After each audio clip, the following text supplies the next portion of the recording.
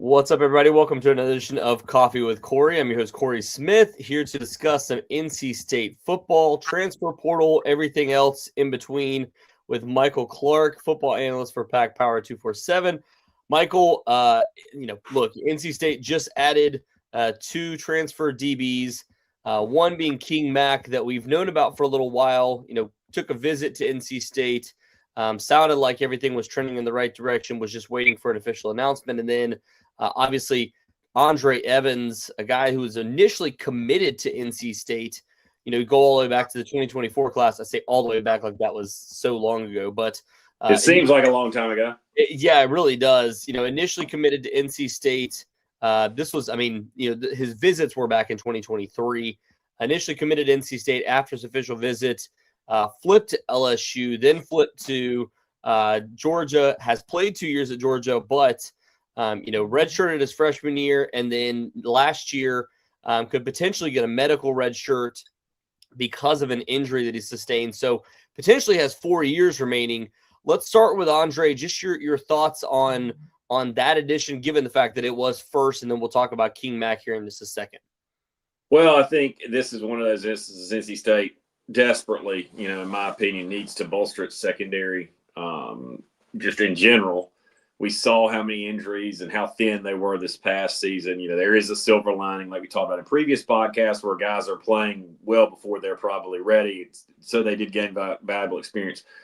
Although inexperienced, the talent is clearly here with this kid. And this is a thing I think you have to do if you're NC State. You kind of have to roll the dice on guys and swing for the fences off the potential if this hits. And what I mean by that, assuming he's healthy and ready for spring ball or even at fall camp, can he return to the form that he had, when he was a senior in high school, pretty much a prep All-American? It gives you another athlete in the secondary as well. And again, I don't know if you can be deep enough at really any position at this point, because it seems like every year it's a different position group for NC State that is just completely decimated by injuries. And this past season, you could go a number of different ways, but the secondary was pretty thin towards the end of the year. Yeah, and the thing about Evans too is whether you feel like he's going to immediately come in and be a starter or, be a reserve. You need both, like you mentioned. And we've talked about it multiple times on here. I've mentioned it multiple times across other podcasts that we've done. The absolute need to get as many players as you can that you feel like can help your team this upcoming year and into the future in some cases. Ondre Evans, as I mentioned, could potentially have 4 years of eligibility left. And this is a kid that, as we're talking about, former top 100 overall player. I believe he was number 98 in his class, or number 106, something along those lines. I'm thinking of King Mack was 98. But, the thing about it here is you're getting, a guy that fills a need potentially as a starter, but also, will come in and compete for starter reps or try to get to that point. But whether it's, next year or 3 years down the line, if you can hold on to him, getting Ondre Evans is a huge addition. The other one, obviously, being a guy in King Mack that comes over from Penn State. The thing that I love about both of these guys is they have great speed. King Mack, a guy that played the safety position at Penn State, somebody that NC State circled back on multiple times. If I remember correctly, recruited him out of high school. Then when he went to the transfer portal and ultimately went to Alabama, then went back to Penn State, they recruited him both times, trying to get him on campus. They're able to get him on campus, sell him on the program, and now ultimately not only get him to commit, but now sign with the program for the 2026 season. Yeah, the experience is key here. NC State, again, desperately needs bodies in the secondary. Safety in particular was decimated last year, and you're forced to play, whether it was from injuries, the transfer portal, all of the above. King Mack offers a veteran, a pretty much plug-and-play guy for me. I think a guy that steps in, competes, ultimately probably wins a starting job at one of the safety positions. And you expect a lot from him. You don't bring in a player like this unless you're thinking, okay, he's going to be one of our main guys on the back end. And, again, if he can play well and stay healthy like all these guys, that's a big thing for me going forward, especially looking ahead to next year for NC State after just being hit really hard by injuries. if King Mack can play at a high level, it's really big for NC State. It also takes a lot of pressure off younger players like Tristan Teasdale and guys that played this past year who, in all honesty, probably were not completely ready, and he more than held it on. I'm not trying to single him out. I'm just using a younger player as an example. Again, King Mack comes in. The guys can learn from him. He's played in big games. He'll be ready, from day one. And again, I think for NC State, anytime you can get a likely starter out of the portal that you feel really good about, that is huge. Yeah, the thing I love, again, about King Mack, the fact that I mentioned, he has a background in track as well. Somebody that was a former state champion at the high school level coming out of Tennessee. So, and was the number 2 overall prospect out of Tennessee at the time. So you really like, or take that back. I'm still mixing up him and Ondre Evans. But coming out of King Mack was a state champion coming out of high school. For some reason, I was trying to say out of Tennessee, but that was actually Ondre Evans coming out of Tennessee. Again, the portal, like this, you see the visual here. This is kind of like where my face feels like at times how worn out we are. I'm just trying to keep up with the transfer portal. The two of them, again, you talked about the fact that it bolsters the secondary, but these were key additions on the defensive side of the football. What are you hearing as far as the defense is concerned, where NC State is still trying to get as many players as you possibly can on the defensive side of the football too? Well, I think, you've got to address the linebacker position. I know we're going to talk Kenny Soares Jr. enters the portal. Not totally surprised there. The numbers look good, but, I think average linebacker probably at best in state scheme really struggled against the physicality sometimes in the ACC. And at this point, this is not a bashing Kenny Soares session. You're talking about a 4th or 5th year guy. The ceiling has pretty much been reached, in my opinion. And I think we would all agree as a whole, the entire defense, maybe outside of, Caden Fordham, you just need to upgrade across the board. There's not a lot coming back. So I think the one concerning thing for me looking ahead is how does NC State address the defensive line? You've got a couple edge guys coming in.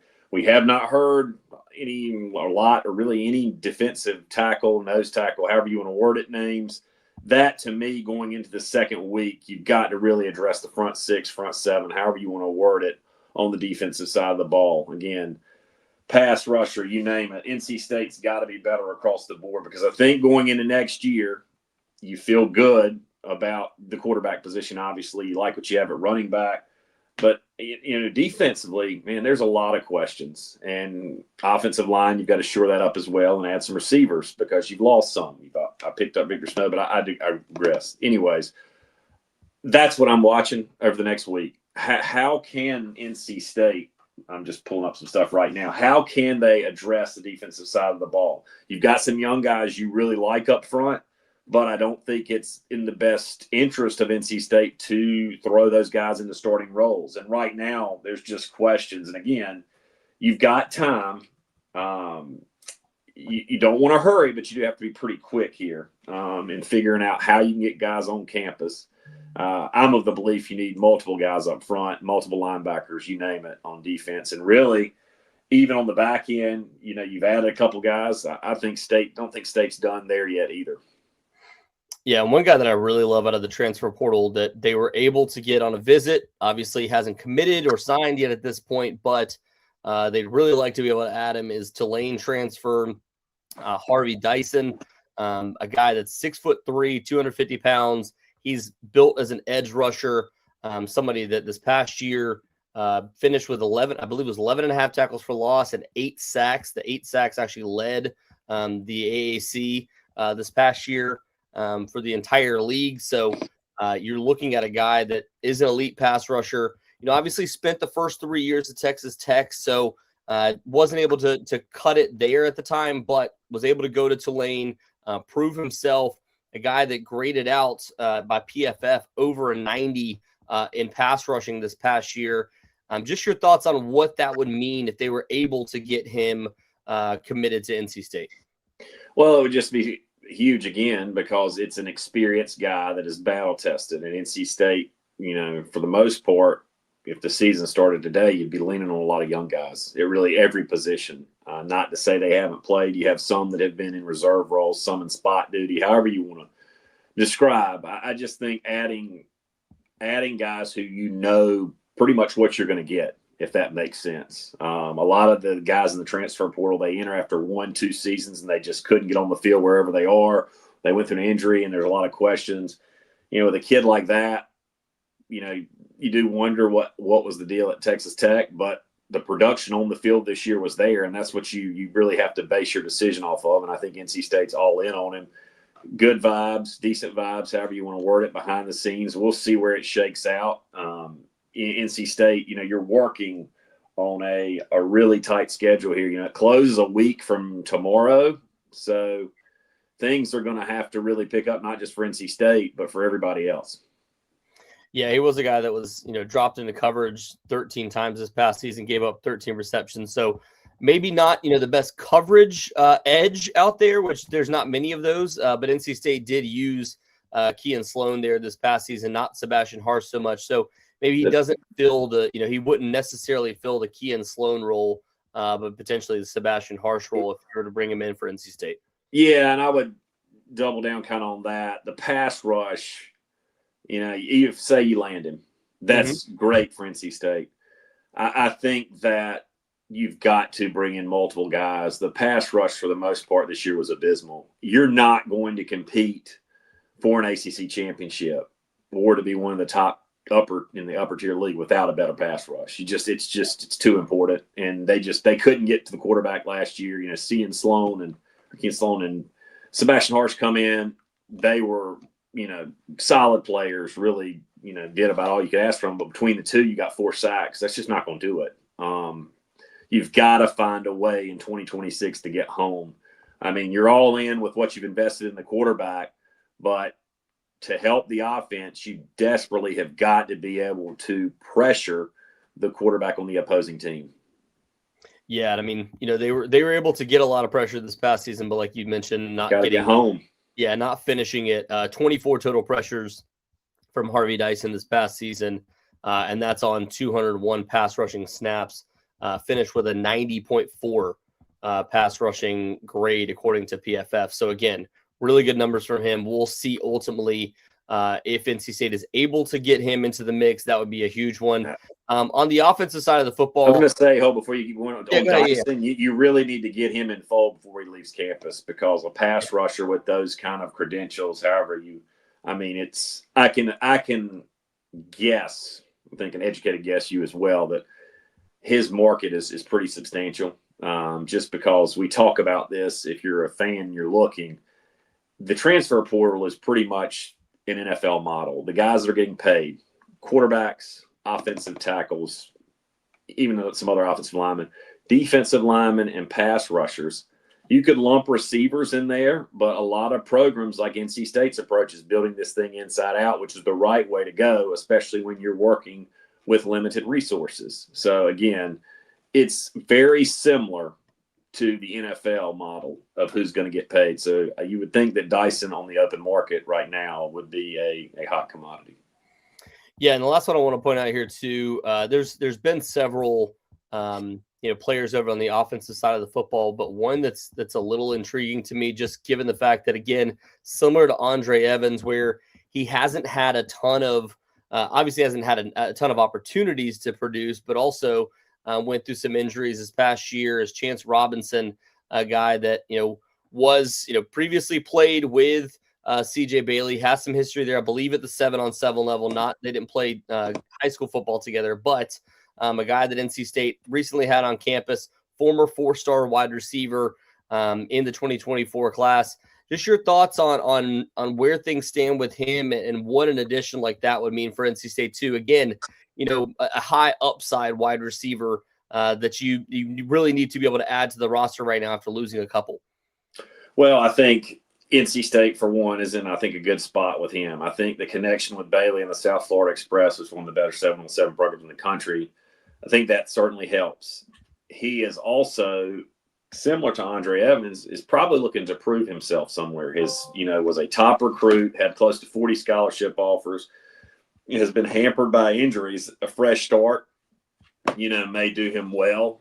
And, with the expansion of the 105 scholarship and what NC State is trying to accomplish going all in with CJ Bailey, the approach of kind of there being a handful of prospects or maybe a few more is, swinging for that fence. Like I talked about, guys who have big upside, guys who were prolific prep recruits who have been maybe just sidetracked by injuries. You hope that you can, assuming if you can try to get him in the fold, I think that would be beneficial. And NC State needs bodies at receiver right now. You've lost quite a bit at that position. So you're replacing a lot of production. And again, if you're going to roll the dice on a prospect, it makes sense to do so with one of the athletic profile of him. So again, that's still waiting to see if NC State can win that battle. I suspect one way or another, we know something pretty soon. Yeah. And again, somebody that is has a history with CJ Bailey.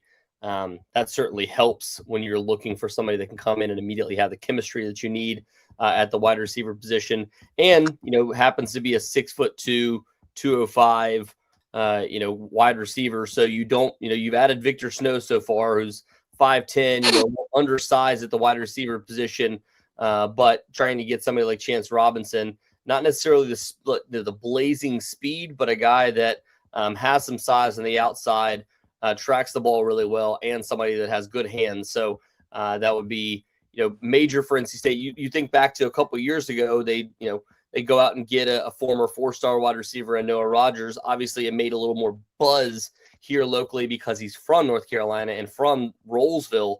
But Chance Robinson, similar profile where he's a former 4-star wide receiver, just hasn't had the opportunities yet to this point, and has a chance to try to come in and potentially make a difference there if he does come to NC State. So. Yeah. I think, like I said, if you can add a big body receiver, it would be advantageous for NC State. You really need to kind of bolster that room, like we talked about earlier in the secondary. It's not quite the same situation, but if you can add a quality playmaker with a kind of proven athletic pedigree per se, he would be, he would fall into that. Yeah, and somebody asked here if Noah Rogers has gotten interest. Yes. I believe he is currently on campus for an Auburn visit, and he's planning to take a couple others too. I believe he also went to Penn State to visit with them too. So would not expect for Noah Rogers to be making. Yeah, he's not coming back. And then as Albert said here, edge and linebackers, where are we with these D-line too? Yeah, I mean, again, I mentioned Harvey Dyson earlier. NC State has hosted a couple other linebackers. We'll save some of those. We put them on the, on the boards. We want to, try to let people give our subscribers something that they can hold on to that we don't just discuss on here too. So the guy, Jaden Jones is another name they hosted earlier this week. That's not a secret at this point. Yeah. Not the production that a guy like Dyson has. So that's a little, I don't know if that would give me the warm and fuzzies, but again. But he was great at Hutchinson before that. Yeah, that's my Florida State. He was good. Yeah, he was good there. I think he's battled some injuries again. It's funny. You go to the transfer portal, and regardless of who you're recruiting, it seems like everybody has something baggage-wise or something. But there's a reason why they're there. Yeah. Yeah, exactly. You either couldn't hack it where you were, you're searching for money, or it's, if we're being honest, that's kind of what it boils down to. Again, it's just the evaluation process is very tough regardless of the level, but transfer portal is really tough because, again, you are bringing guys in like clockwork. It's rotational. Official visits are normally two days long. These are sometimes 12 hours. These are very quick, very fluid moving. And if you miss on somebody, you got to move on to the next. You don't have time to dwell on it. And I think that is the challenge that not just NC State, but schools across the country are facing right now. It is just a chaotic time. And like I said, I think we're both in favor of sweeping changes. That's for another podcast. And it feels like this is the year that's going to make something give. Yeah, God, I hope so. Oh boy, but yeah, and as DJ asked, he said, any word on the Memphis running back? Yes, he committed to. I genuinely forget his name, but he committed to Arkansas already. So yeah, that's out. NC State will probably still target a running back or two in this class, but I will remind people too, you also have DeAndre DeSenor as well, or Desenor. God, I always screw up the last name. I'm always like, I'm going to get it right. It's DeAndre Desenor, who's a 4-star running back who flipped from West Virginia late back in last class. They also have, I believe, 3 running backs coming in this class too. RJ Boyd being one that a lot of people really like in this upcoming class too. Happens to be from Georgia. So those are a couple guys to know this upcoming year before we get to. I think at running back too, if you don't get one in the portal, it is one of those positions we've seen in previous years. I don't know, wouldn't really classify this as a definite, but could they go and kind of just comb through the country of uncommitted high school running backs, maybe guys who decommitted or got out of their letters of intent like you've seen in years past, and ultimately some of them ended up at state, some of them didn't. I definitely think that is a route you could potentially choose, again, especially with the expansion of the scholarship number. And if you feel like you really need to get a guy, I think if you're NC State at this point, you don't just take a portal guy to take him. You take somebody you feel like can really help you because, again, you know what you have in Duke Scott. You feel like, Jonathan Taylor, by all accounts, is going to be ready to roll, but you have not seen him do anything really in 2 years. That said, you feel okay there, but you still, if you're going to bring somebody in, I just don't think you just throw something at the wall and hope it sticks. Yeah, and to be honest, I mean, they've done that a couple times actually in the past. I mean, DeAndre Desenor that I mentioned earlier was one of those this past class in the 2020 and 2025. And then a few years earlier than that, well, several years earlier than that, Jordan Houston actually was the addition that they were going to that they brought in the spring as well. So right before signing day, they were able to get him. And obviously, look, he didn't end up working out overall, but was still a big contributor as a secondary running back to multiple guys once he got his actual was asked to be the starter. It didn't work out so well. But again, you can add some guys throughout the year as well. And I will remind people too, like, as much as transfer portal players entering the mix right now, it's huge, but you still have time afterwards to add some of these guys if they're not coming in. If they're only planning on coming in during summer courses, you just won't be able to add them for the spring if you're not able to enroll them by the end of January. So there are still some ways to be able to work around this and try to add guys after the transfer portal window closes. It's just players have to go in by the time the transfer portal window closes. Michael, any other thoughts before we head out of this thing, man? Yeah, I think ideally, if there was something you were bringing in the portal that you really needed in January, it would be quarterback. That would be the one where you say, okay, that's a guy we need to have. Obviously, you'd like to have all of your guys in place, but it is not the end of the world and wouldn't be the end of the world if State were to add a portal running back later.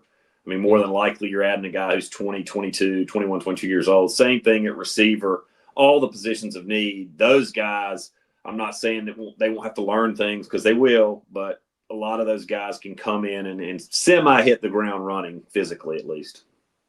Yes, sir. All right, well, I think that'll just about wrap this one up.